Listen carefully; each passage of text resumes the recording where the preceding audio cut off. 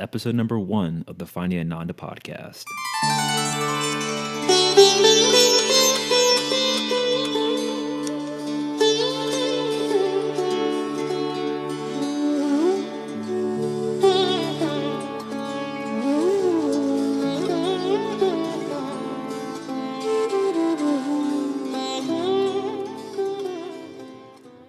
Hey everyone, welcome to episode number 1 of the Finding Ananda podcast, where we discuss finding happiness through self-discovery with the hope of becoming one's most authentic expression of oneself.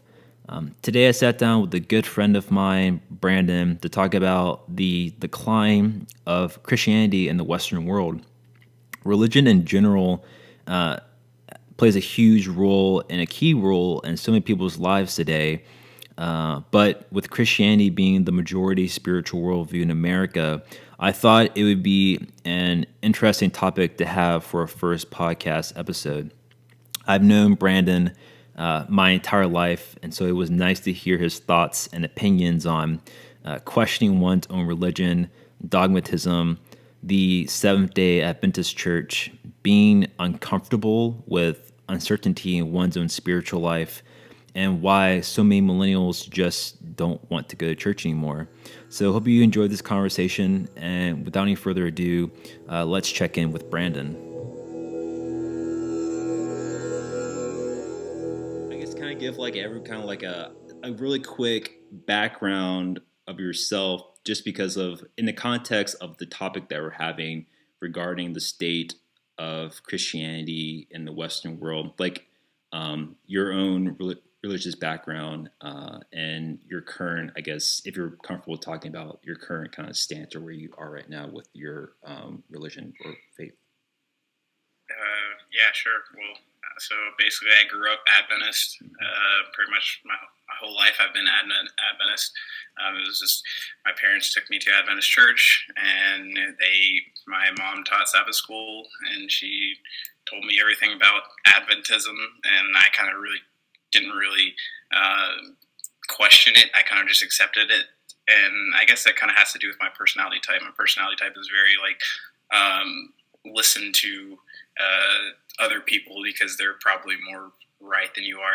I guess I doubt myself a lot, so I listen to what other people say. So especially growing up in my formative years, I pretty much just listened to everything that my parents said, followed the rules, didn't really question things because chances are other people knew better than I did. So that was how I grew up. I don't think it was until college that I started to question a little bit.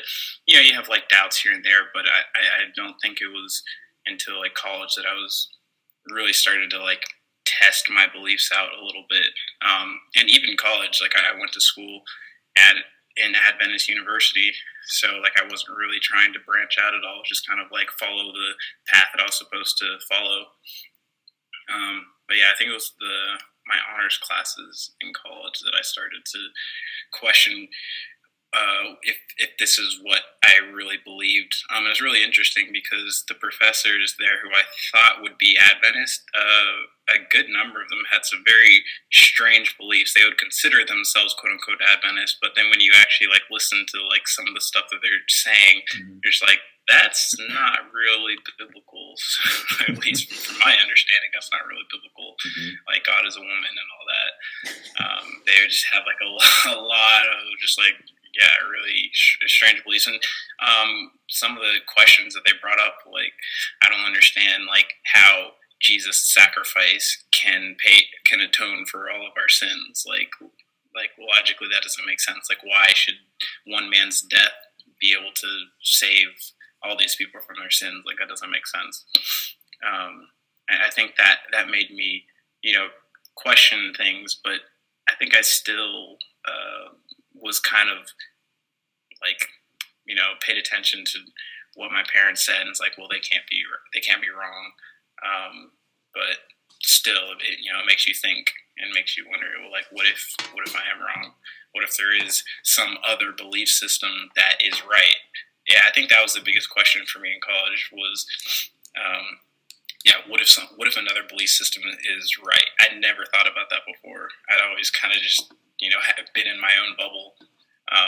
But yeah, once you think about it, it's like, what if you grew up in another country, and you grew up in like an Islamic country, and everyone is Islamic.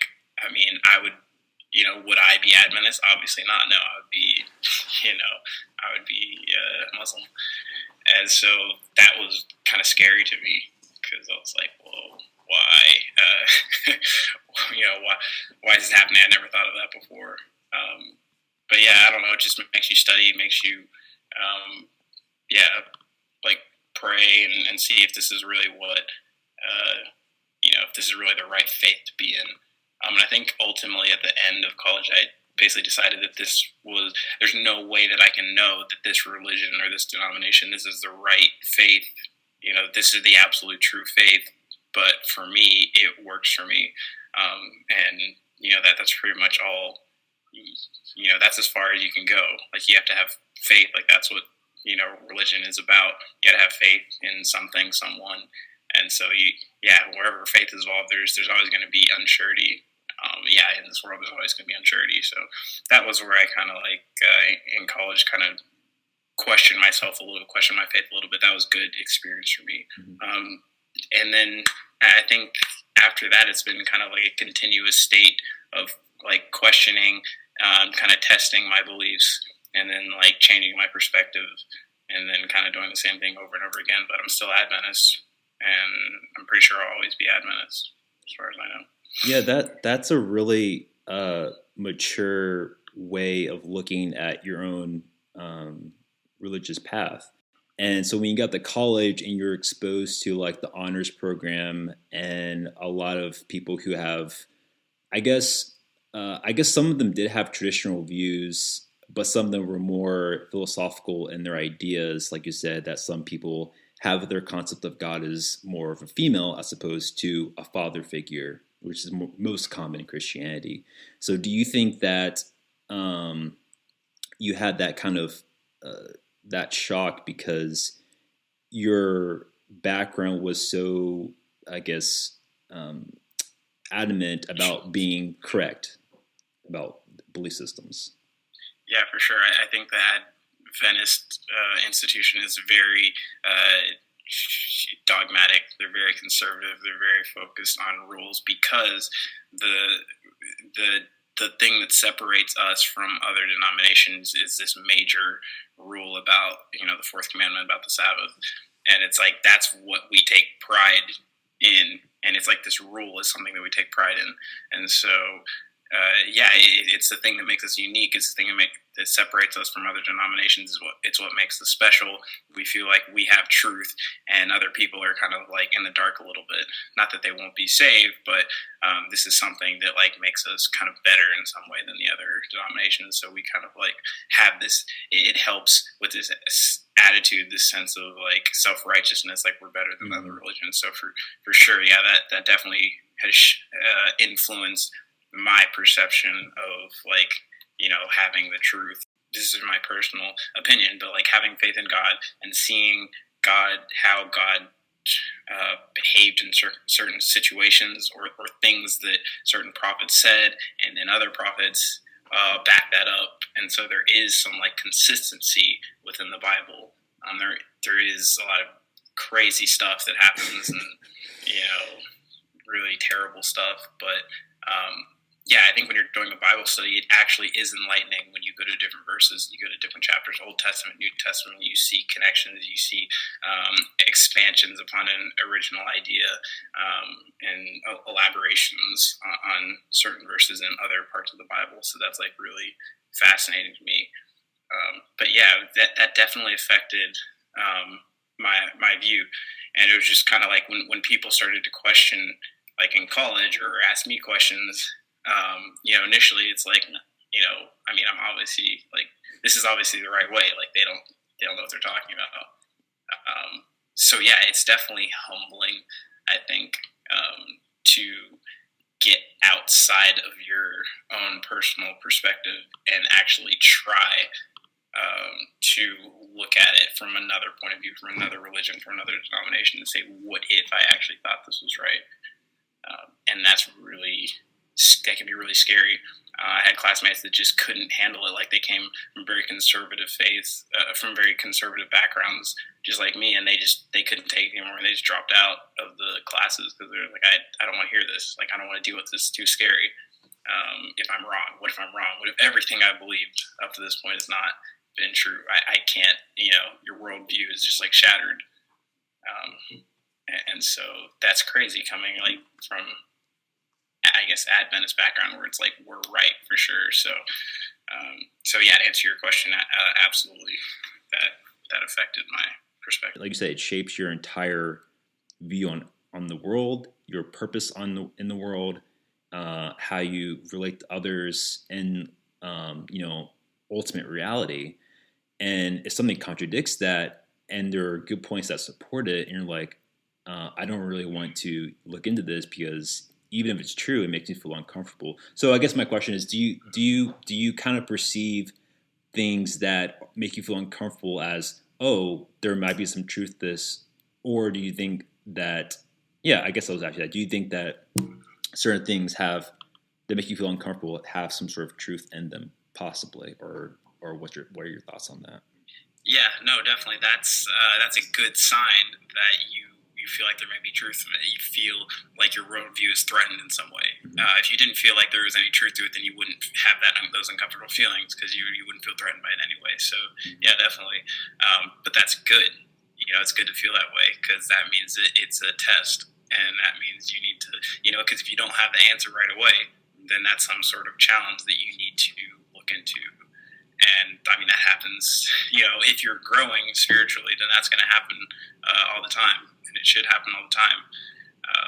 And like, I don't know, and you look at different things as you grow too. So, I would study something in the past and felt like I had a good handle on it. And then several years later, somebody approached me with like the same type of question. And I'm like, this was the response that I've kind of like had, but, maybe I need to relook at that. Because, things change as you get older. You get smarter. You have different perspectives, a broader perspective. So it's like a perspective that you held on some topic or some argument or some issue. It may not hold up, or you may realize that there's flaws in that argument that you had. Mm-hmm. Right. And then you're like, oh, that actually doesn't really stand up like I thought it did. Now I need to go back and revisit that. So the more for me personally, the more I realize how little I know, the more comfortable I feel. Because what I do know, I feel very secure in that. And the minutia, the small details, don't really bother me so much. They're interesting things to talk about. They're interesting things to study. But the foundation of knowledge or faith, I feel like that's kind of like the key. And I feel like that I didn't get enough of that growing up.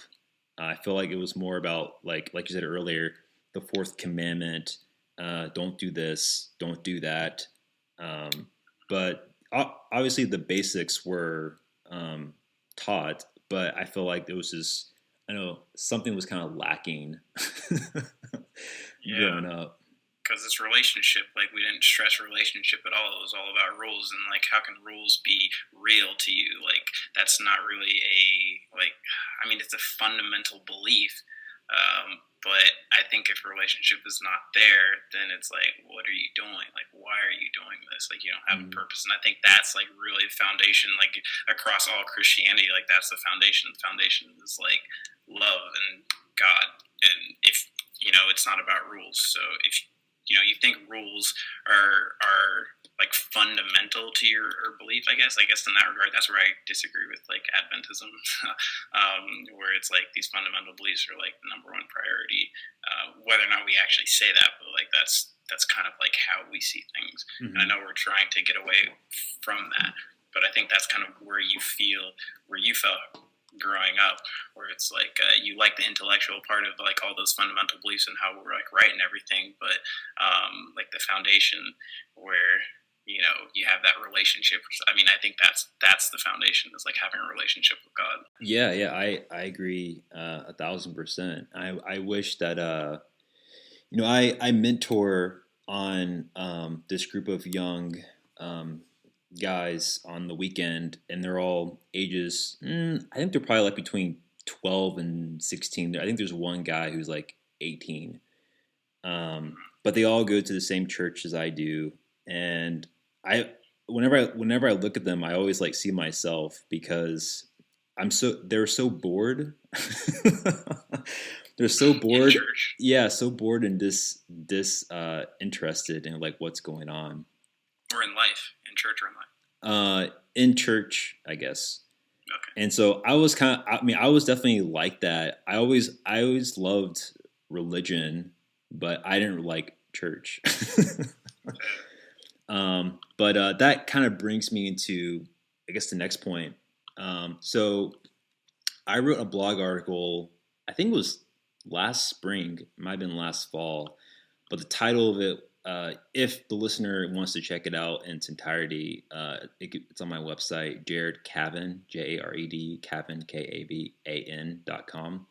But the name of the article was called Satsang, Millennial Seekers and the Western Church.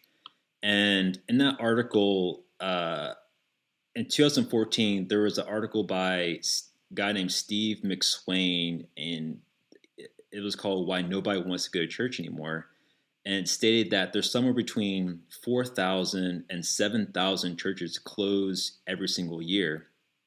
But also there was a guy named Tom Rayner. He's a Southern Baptist researcher, and he said that that figure is probably more like 8,000 to 10,000 churches that close every single year. And I wasn't able to find any stats for the year 2018, but I only imagine that the numbers aren't slowing down. So, Brandon, I want to get your opinion on that. Given that what we've talked about so far, like what do you think that is why so many people our age, millennials, are finding church or finding Christianity so like not worth it? Well, I mean, why they're finding it not worth it? I think Adventist church is probably. I bet if you look at those statistics and specific to denomination, I would guess that Adventist church is probably like leading that pack.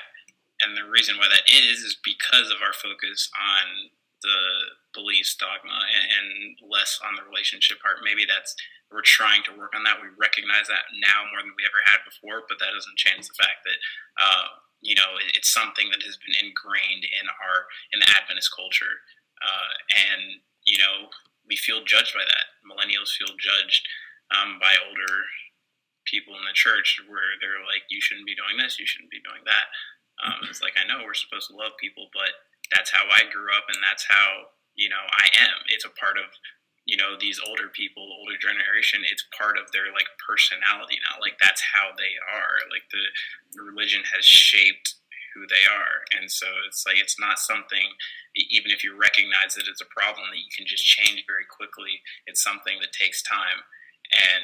And so until that older generation like gets old and gets older and dies, like there's I feel like the Adventist church is going to be losing members faster than any other church. And so like I think before there was a lot of like I don't know, when this older generation was younger, that time period was there was a lot of just acceptance of the situation.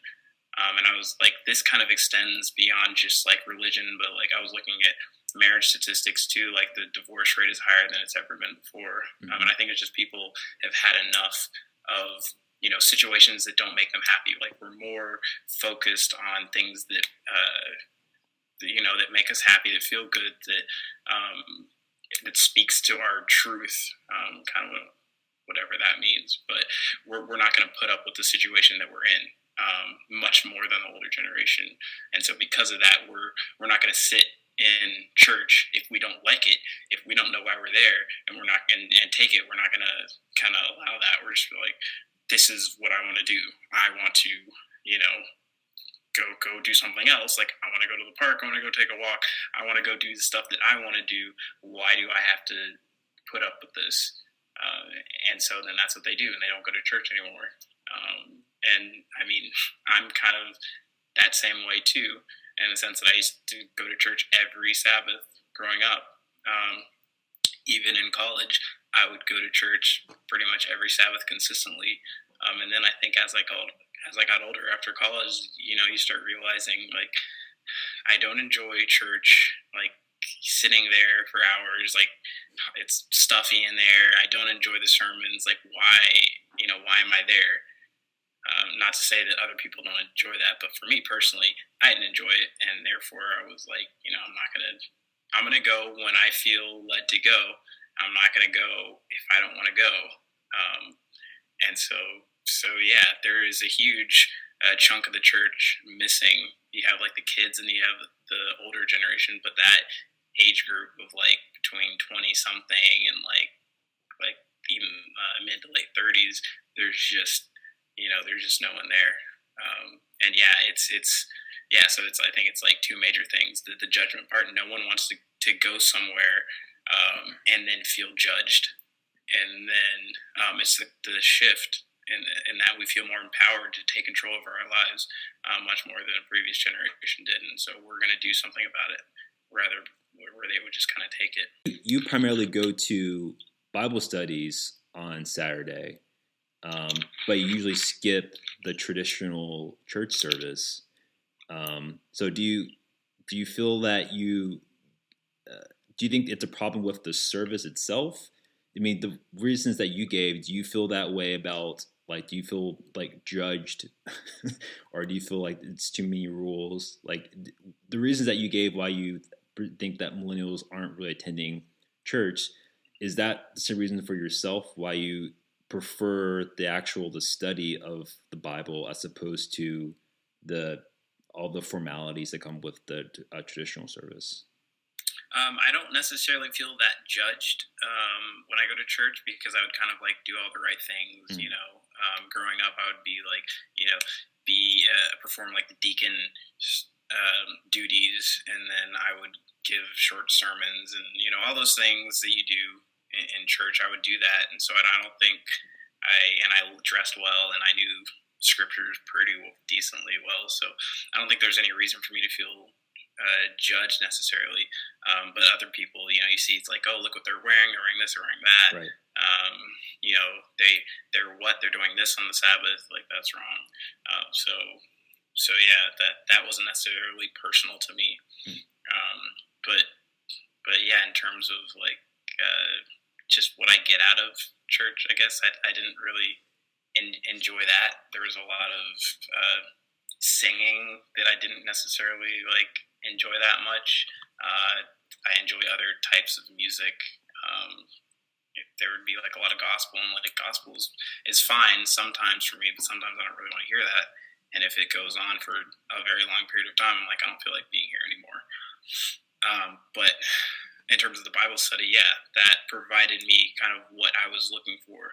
It was kind of like a dialogue rather than the preacher just preaching at you. It's like, don't I get to say something? Well, when you're sitting in church, it's, the pastor, the preacher has the pulpit, and you're sitting in the pews, and therefore you get to be told by them what you're doing wrong. And so there's no dialogue there, and I don't really like that much. It's like being in school again. And so the thing about the Bible study is that, yeah, you get to share your perspective, share your opinion. You get to hear other people's opinion, and it's not just one person telling you what they think. It's a lot of different people, a lot of people sharing and giving different perspectives. So I like that much more than just kind of sitting there and taking it. So do you think that if the traditional church service was kind of shifted into a more interactive approach, where it's more less formal, where people can come? I mean, I guess it could still be in the sanctuary with pews and stuff, but it wouldn't be so much as like the pastor or the priest or the minister is speaking to you about something. It's more of he's actively trying to engage you in the conversation, and then you can have a dialogue. So do you think that would be, do you think more people be more interested in that, or do you think that's just more toward your own temperament? Yeah, I think that could definitely help, and I know I've seen some churches do that sometimes. But I think the challenge of that is just it's a positive and it's a negative. The positive is that you get to hear a lot of different perspectives. But for me, I think my Bible study is kind of unique because the people are around my age group, and I feel like there's some sort of like shared experience, shared understanding there, being younger generation versus like in church, and you're just a wide array of people from older to like middle to younger. So that's what I was saying. Like that could be a good thing where you hear a bunch of different perspectives, but also at the same time, the difference may be a bit too much, such that somebody's talking about something and you're just like, it may get a little heated just because the perspectives are so like far off that it's kind of difficult to kind of connect on some level. And so, that makes it difficult when there's not some sort of shared experience, shared understanding. Because, the older generation just has such a completely different take on things. So that could help, but I think there's some limitations there. I think difference is good, but within limits, within bounds. Yeah, my own personal, I guess, comment on that. I think that sort of thing would appeal to people like yourself and myself. But I think for the tens of thousands of of millennials who are leaving the church every single year, I think it comes down to more of a fundamental issue they have with the church itself, as when it comes to, or with like regarding rules, dogma, and I guess essentially their concept of God. And I think I'm going to conclude each episode with asking the person I'm talking to the question like, what are three things that would help the listener help them find their own Ananda or find their own happiness in life? I would do one thing because three is kind of a lot. What's one tip you have for the listeners that will help them find their own Ananda, Brandon? Yeah. That's perfect. What would yours be? What? What is Ananda again? My happiness, my peace. Ananda means eternal happiness, bliss. Okay. To help them find their happiness. Yeah. Okay. Yeah. No, I think for me, what helped me a lot was like paying attention to what made me happy. So I'll give an example. When after I graduated from college and I did a post-bac program, and then I got into medical school after that, I was trying to decide, did I want to do that or did I want to do something else? Mm-hmm. And my entire life, basically, my parents had told me, you should go to medical school and be a doctor. Like that's an acceptable career field, but that wasn't necessarily what was right for me, what I wanted to do. And so I definitely think that being cognizant of what you want to do rather than listening to what other people want you to do and paying attention to social pressures can really help you find what is right for you and really make you a lot happier, because I chose not to go to medical school and I don't have any regrets at all. And I feel like if I had gone to medical school instead, I would be a lot less happier than I am now. I would be a lot more conflicted. I would be, more cynical, bitter than I am right now. It took me a while to figure out exactly what I wanted to do, but I knew that wasn't right for me. So definitely paying attention to your own needs and your own wants rather than listening to what everybody else says. That'll really help you find your Ananda.